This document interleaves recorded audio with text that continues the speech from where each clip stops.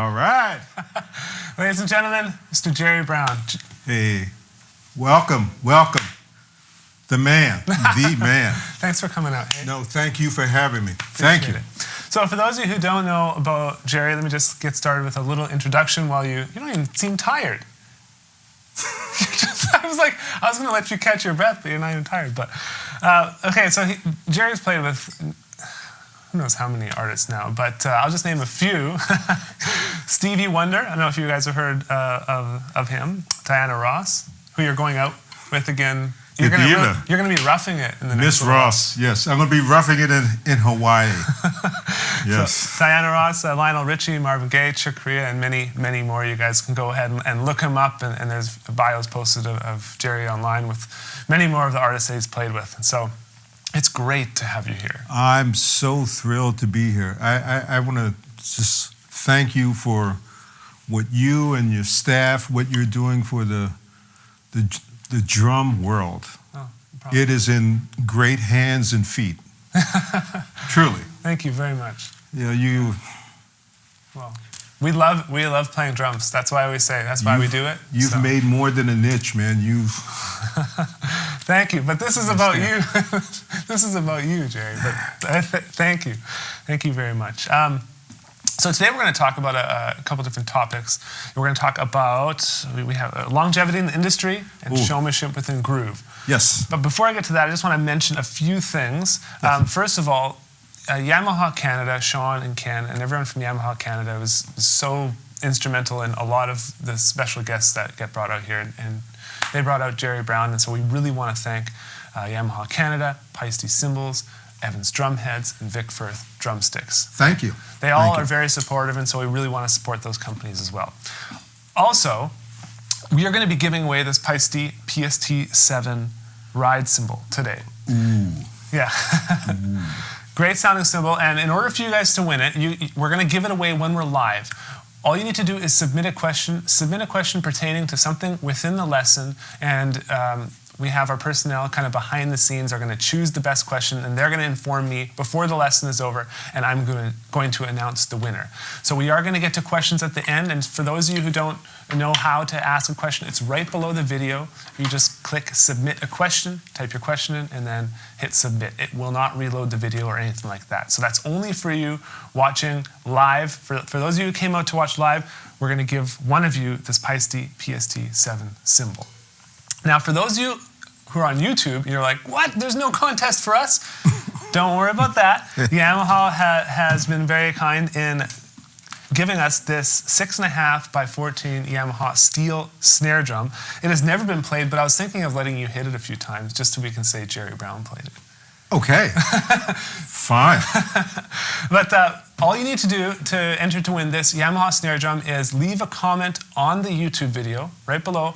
After 30 days, we're going to choose by random one of the comments, and we're going to contact you, and you'll be the winner, and we'll ship you the snare absolutely free. It's as simple as that. Should I sign it also? Yeah, yes, definitely. Done deal. Done. Okay, so you're going to get a signed Yamaha 6.5 by 14 steel snare drum just by leaving a comment on YouTube. Okay, so I just want to get that out of the way, just so there's some clarity on the cymbal and the Yamaha snare drum, two separate contests. And that's part of this little lesson. All inclusive. Okay, let's get to the lesson content. Okay. So this was interesting. We just went to the Victoria Drum Festival, and part of your clinic. First of all, it was a great clinic, and I told you afterwards, you're very charming. You had those people like butter in your hands. It was great to see, and you talked about longevity in the music industry, and I'd like for you to share something about that today for our students. Well, with longevity in the music business,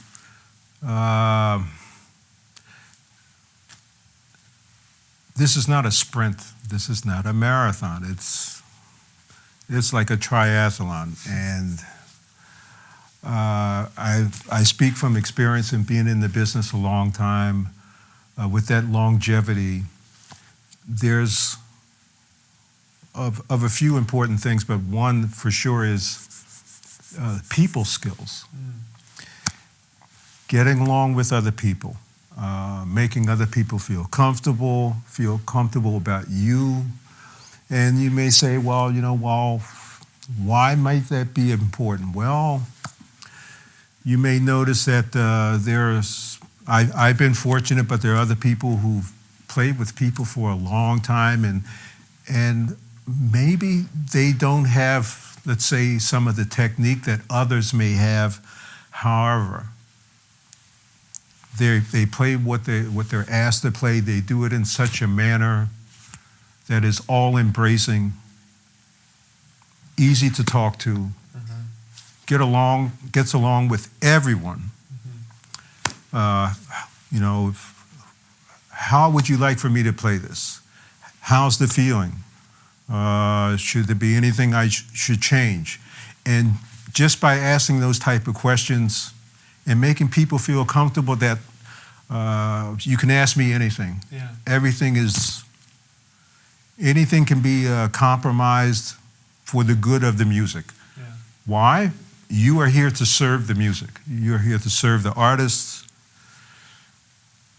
You're making yourself readily available. Yeah. The music that you make will probably be here way after you're gone. So whoever hears this, wow, that really sounds great. Or I saw this video of this person and their groove was just tremendous. So just having these life, they're like life skills. Yeah. They will take you far. Yeah. Can you give us an example maybe of when you've gotten into a situation where you could have chosen to go one way or do something maybe that would have caused you to lose the gig or whatever? Like, I'm sure you've been in so many situations where you've had to take the high road and just be easy to get along with. Yes, well, I could think of probably a situation with George Benson, and I was playing with him, and I believe I was playing kind of like a salsa rhythm, but he wanted something more like a mambo. Okay. And I started to get a little, And I said, okay, no. Just listen to what George says. Try and make that happen. And I did. And it just created a feeling of that he trusted that he could say something to me and that I'm gonna follow it and make something out of that. So it gives him a comfort level where he can say something and he doesn't have to worry that there's any maybe feedback or something like that in a negative sense. I can say it to Gerry, he's going to make it happen.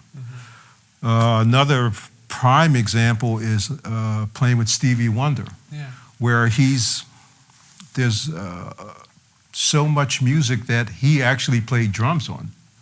Like if you didn't know, the song Superstition, that's Stevie playing drums. Yeah. And that song or that rhythm, I kind of think of it as like the foundation of hip hop. Yeah. So, and just in case, if you're unfamiliar, here's that rhythm.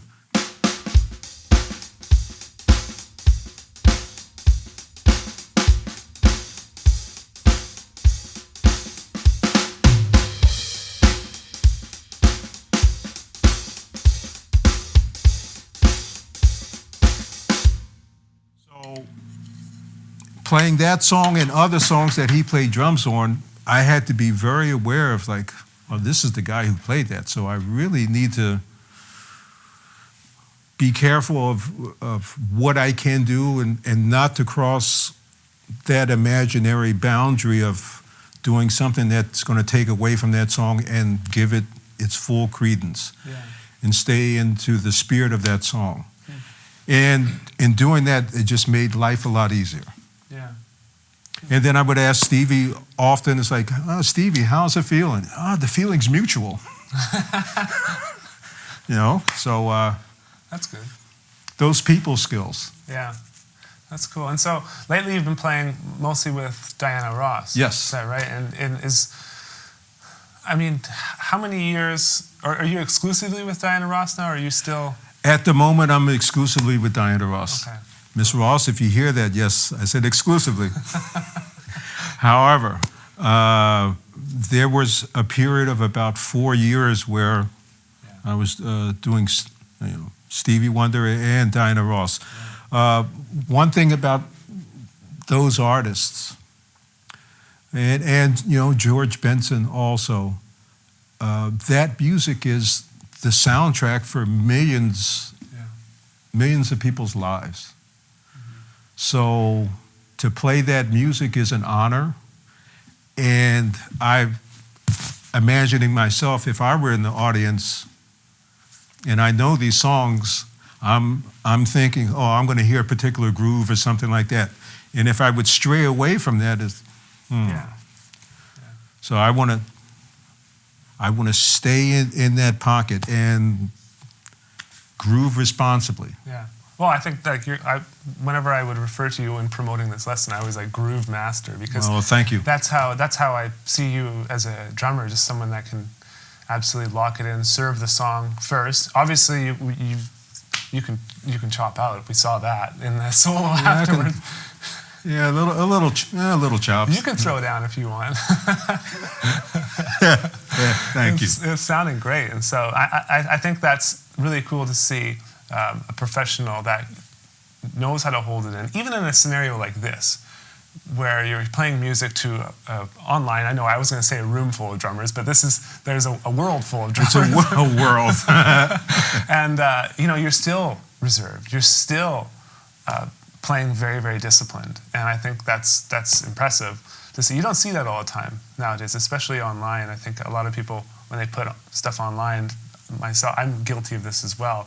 We just we think we do the most impressive stuff first, and I don't always think it's the right way. So it's cool to see how disciplined you are. Well, thank you. Well, just that focus. One thing with that concentration, everything changed when I started playing with Stevie. Yeah. Because here's a person who cannot see you. Right. Yeah. So keep your eyes on Mr. Wonder. Keep your eyes on the blind man. And it may be 2 hours, 2.5 hours, but you got to watch him. I'm watching his foot. I'm watching his left hand. I'm watching these little idiosyncrasies that he does with his body, little twitches and things like that. And I came to know those as signals, as like something is coming up. So, and with Stevie, yes, you could have a set list, but if he decided to deviate from that, you're deviating. You're deviating, and he's not going to announce the song. Yeah. He'll play a musical cue into the song. And you just have to know. And if you didn't know, as sometimes he would joke, he would say, do you know what job security is about? That's awesome. Cool. Okay, let's move into a little bit about showmanship while grooving. Uh-oh. Now this would be fun, and I want to, a little precursor on this is, we were talking before, and I wanted to call it showmanship within grooving, because I feel like when you do it, the groove doesn't go away. And I find a lot of people, when they do the stick flips and the impressive type of stuff like that, that all of a sudden the groove and the feel starts sounding different. And so I'd love to hear your take on that, how you do that, how you practice it, how you incorporate it, and all that. Well, how and I'm going to go back to traditional grip. Okay. When I first saw like drum and bugle corps at sporting events, and I just noticed the drum lines, and they were just, the synchronicity. It was really beautiful, and with the backsticking. So I just figured, well, why not practice the rudiments and work out a pattern with backsticking. So right. I would the first thing first rudiment I applied it to was playing a paradiddle. So.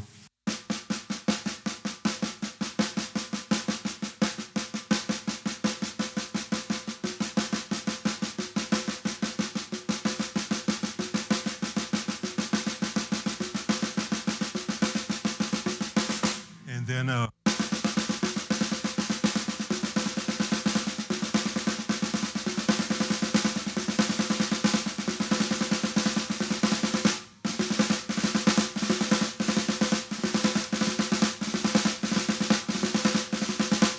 was a Radamacue. Yeah, single just in Radamacue. case, Radamacue. So And can you first just explain exactly how you're doing each backsticking with the traditional and the okay, match? so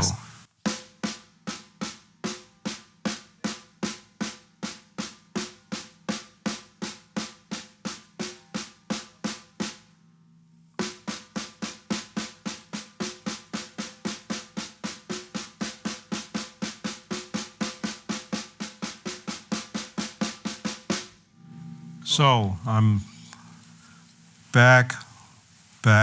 Yeah.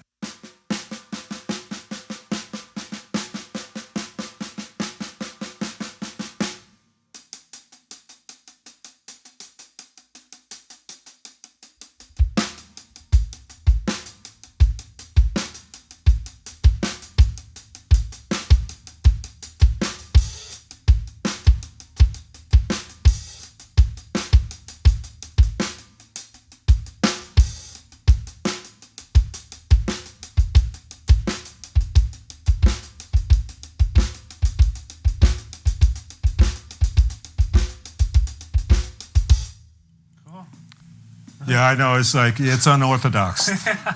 It's unorthodox. And so then as far as moving that around the drums, is it always within the same rudiment? Because you do many different patterns. And so do you even know sometimes, or it's just Sometimes I really don't know. Yeah.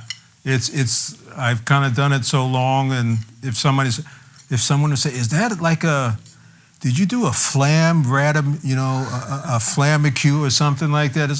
Yeah, maybe I did. I'm sorry that I couldn't, respond if it was inappropriate, that I called it something different. But it's kind of like I've done it enough. So it's like it's like writing your name. You don't. Right. Oh, write your name. Yeah. Okay, so when you move it to the cymbals, you were doing some other type of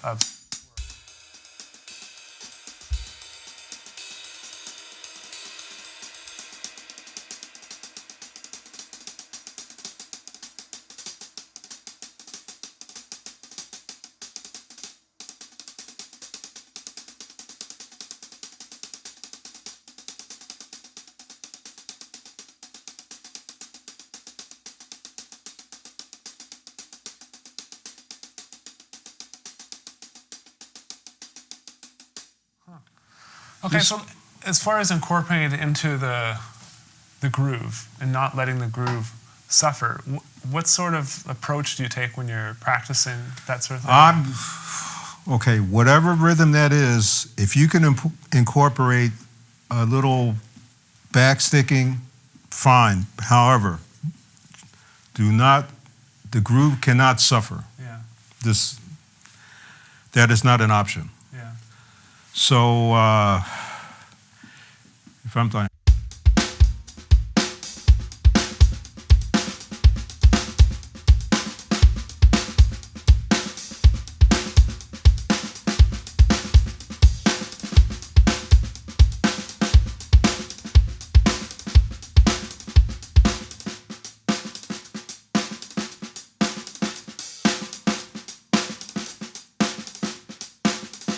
So that's the.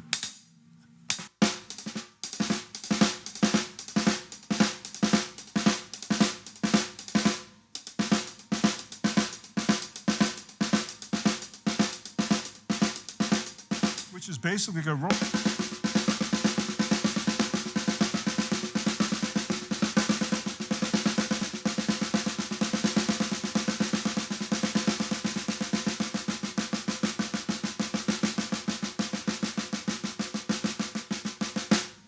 Cool.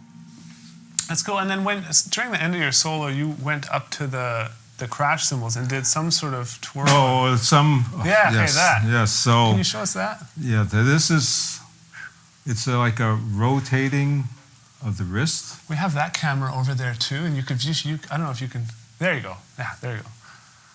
There you go. So I'm going backwards so that I can play a downbeat. So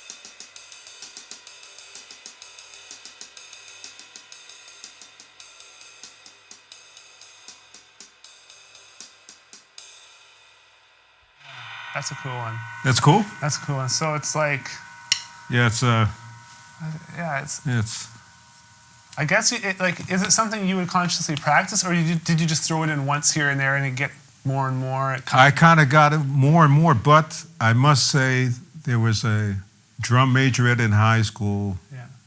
named Yvette. And Yvette showed me what was, baton twirling. And Yeah. so I saw that. I saw a clip of Keith Moon. Mm-hmm. Saw some clips of Lionel Hampton. Mm-hmm. And it's like, oh, okay. Okay. So how can I incorporate that in my playing? And again, but Keith Moon, I mean, he was like Yeah. pretty out, he was a wild man. Yeah. That's what I've heard. Yes.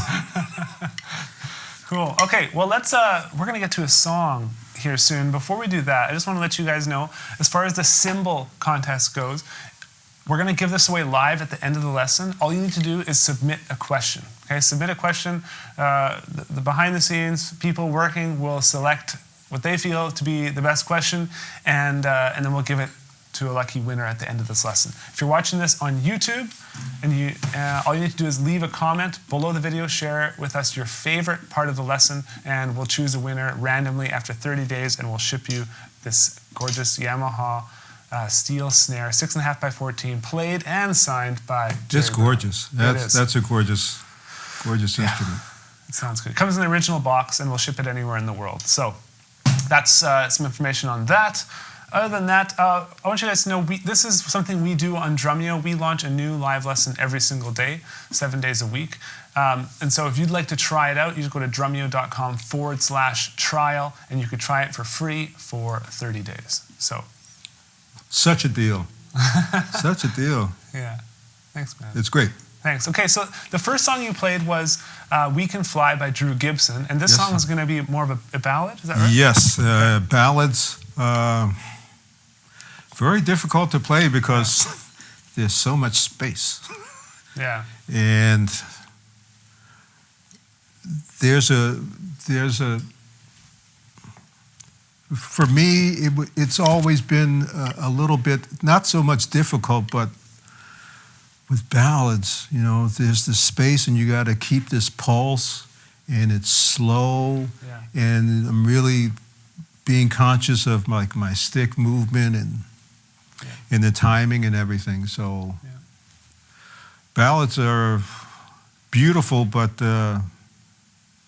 I don't know. At least for me, they haven't been easy. Yeah. So I just want to give an example of that. Cool. So this is the song's called "The Rest of Our Lives" by Jeffrey Osbourne, and I believe this is a Instrumental version. instrumental version. Okay. Yes.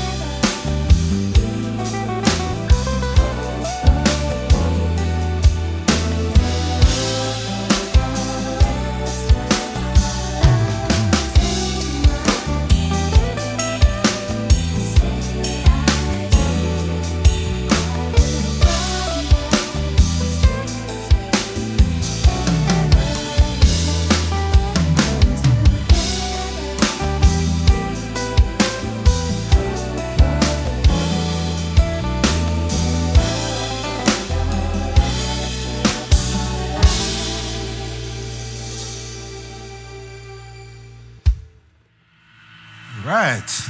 Man, you have gorgeous sounding drum set and cymbals.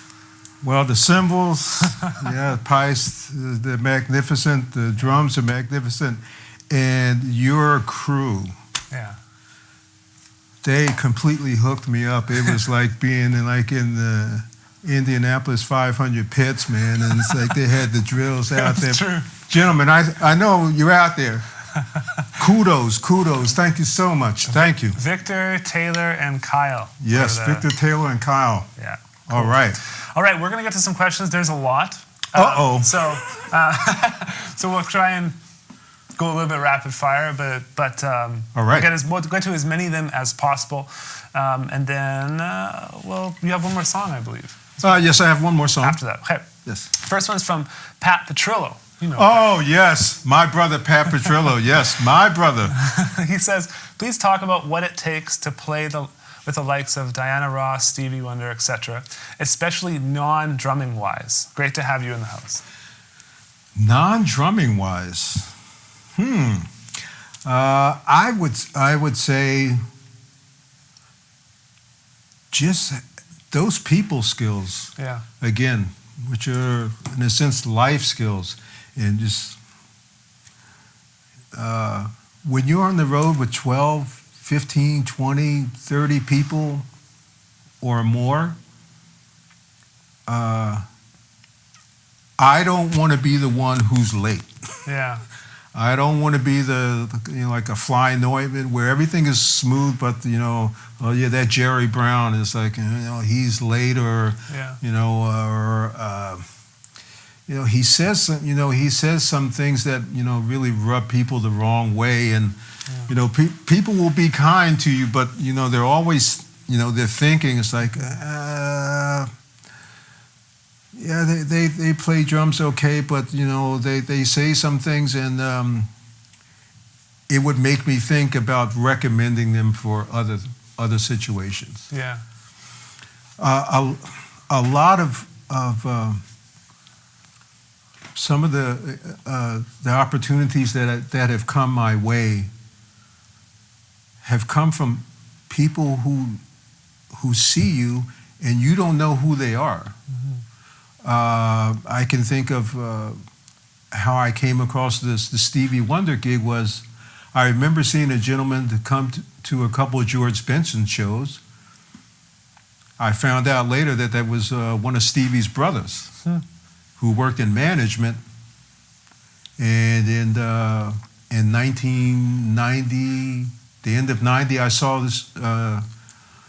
I saw him a couple of times. In 91, I got the call about an audition for Stevie Wonder, and I found that he had mentioned it, and I found out also that he had asked other people, well, how is he to get along with? Yeah. Those Wow. people skills. Yeah. Interesting. Okay, this one's from Eric Frick. He says, what is the first exercise you practice each time you sit down at the kit to get warmed up? Paradiddle. Paradiddle. Paradiddle. Okay.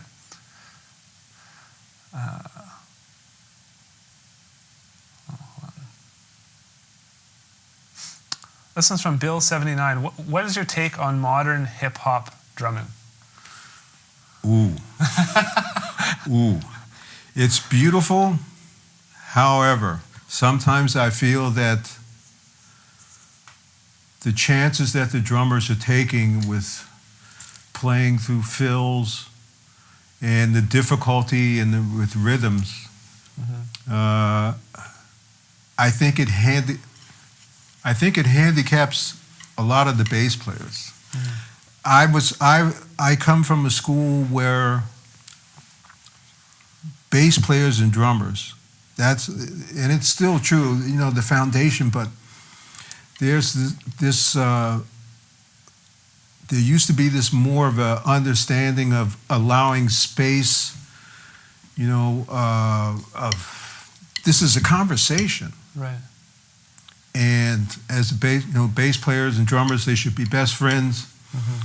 And a rest is your friend. It's kind of like taking a breath. Yeah. And I find it in a lot of for me, some of the hip hop things, although rhythmically what they're doing is absolutely amazing. There's not that space of that or that breath. Yeah. And when you talk, I mean, we're having a conversation and it's going back and forth, and I say something, you say something. But sometimes I feel like in hip hop, it gets congested. Yeah. It's like too much information. Everyone's talking at the same time. Everyone's talking at the same time, and not enough listening. Yeah. Cool. This one's from Cody. He says, Gerry, with all the amazing musicians you have played with, could you share a story of a particular time when you finished a concert and felt that was beautiful and that was as good as it can get? There were many times playing with... there were instances where playing with Lionel Richie, there was an instance where with Lionel I played the closing ceremonies of the 1984 Olympics. Yeah. It's like, wow, okay, that's good, as good as it gets. But then,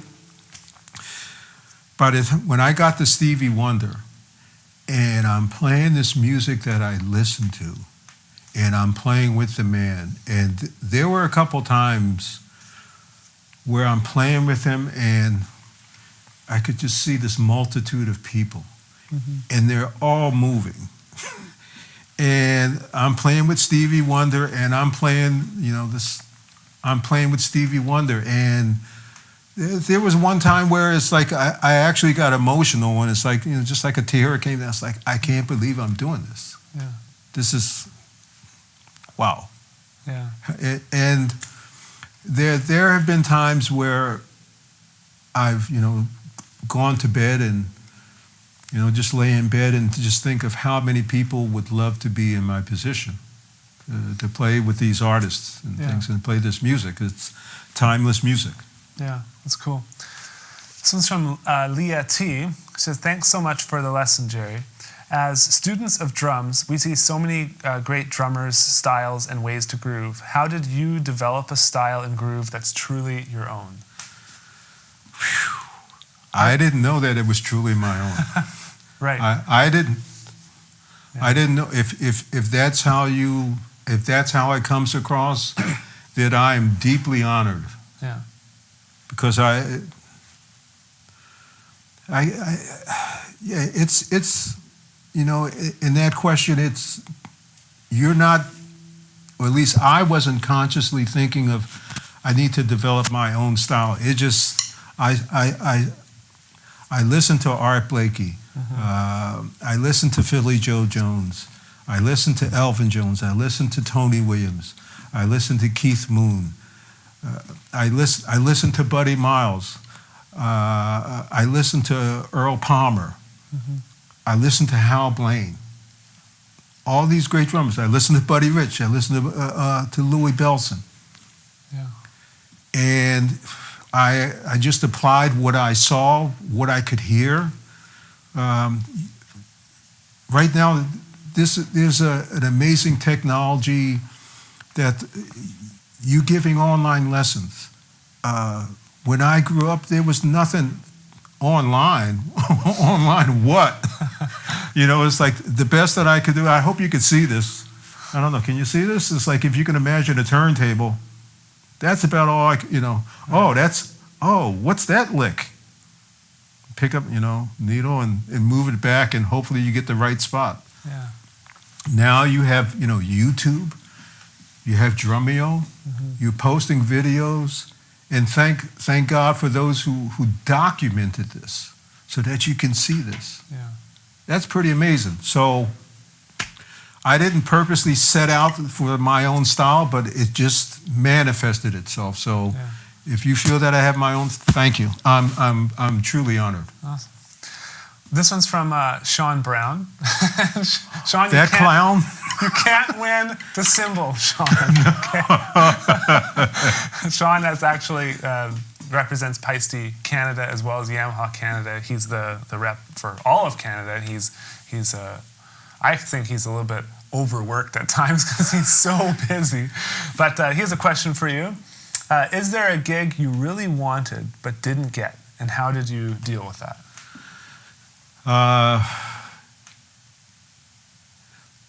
There were 2 gigs that I really wanted. One, I made a decision that if I could go back again, I wish I would have maybe gone this way, and that was at one time I had a recording contract with Columbia, and my partner John Lee on bass. Yeah. And I was really trying to do a band thing, and there was an opportunity with Jeff Beck that came and that I didn't take advantage of. Mm-hmm. That's one instance. And the other one is a gig where I did an audition for 3 days and I didn't get the gig, and that was with Al Jarreau. Okay. And I was disappointed. Yeah. Yeah. Cool. This one's from Chu Chi. He says, "Hi, Gerry. Beautiful drumming. Thank you. Do you still practice when you're on the road? If so, how long and where do you practice?" In the sometimes in the dressing rooms, but most of the time in my room, and on a bed, pillow, practice pad or something like that, and I'll just do my rudiments. I'll put on Spotify radio or iTunes and various things on the radio. Yeah. Try and play to them. Cool. Yes. This one's from Jimmy P. He says, "Hello, Mr. Brown. First of all, let me say what an opening. Absolutely fabulous. My question to you, sir, is being such a pioneer to the drumming community over the years and playing with so many great artists, what do you do to prepare yourself from gig to gig or artist to artist?" Whatever information that I can gather, I do my homework. Yeah. I want to be totally prepared. Yeah. Because the opportunity may not come up again, and as I said earlier, if you prepare and you do your homework and you're satisfied that you've done the work and you go out and play, and it's like, okay, well, I'm representing myself, I'm representing the drum community for the person that I'm playing for. Mm-hmm. So it's like I need to feel confident in all that, so I better do my homework. Mm-hmm. So for whomever it is, if someone would call me and say, yeah, I have a couple of songs or demos or something that I'd like for you to perform, mm-hmm. please send me the MP3s, any information that you have. Right. Get it to me as soon as you can so I can study it, make the notes, and when it's time come in, absolutely prepared. Yeah. Cool. This one's from John Gill. He says, thanks, Mr. Brown, for sharing your knowledge and drumming with us. What's the most important advice you can give a drummer looking to pursue a career in music at the professional touring and recording level? Besides having those people skills, just the groove responsibly, and it's a little bit of, it's a little bit of a joke, but I think it's very true. Groove responsibly, roof over the head. Yeah. No groove, homeless. You said that the other day at the festival. They got some lots of laughs, actually. That's funny. This is good. We'll take one more, and then I'll announce the winner, and then you'll play one more song. All right. Okay. So this one's from Drumaholic James. Ooh. After playing for so many years, do you still get nervous before gigs? Yes, like this one. Yeah. Yes, you didn't.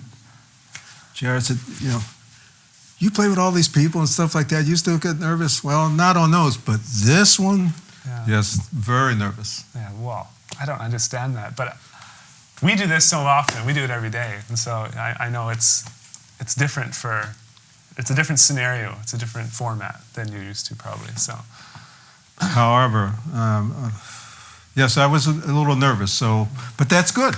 Yeah, that's good. Cool. Well, you did great. No one noticed. Well, thank you. Cool. Okay, the last question and this is going to be also the winner of the PST 7 cymbal. All right. And it is Devin Cooney. So congratulations, Devin Cooney. You won the cymbal. Just email me, jared@drumeo.com, and I'll take care of shipping it to you. Congratulations. Yes, congrats. He says, "Hi, Gerry. Great lesson. I'd like to know if practicing showmanship has any benefits other than looking cool. Has it helped you develop other parts of your drumming that are maybe unexpected? I always thought showmanship was cool, but I've never considered it important. Am I wrong? Thank you." No, you're not wrong. No, you're not wrong. What it has developed, it has developed like a focus when you're doing that. I mean, the idea is that it looks like effortless. Yeah.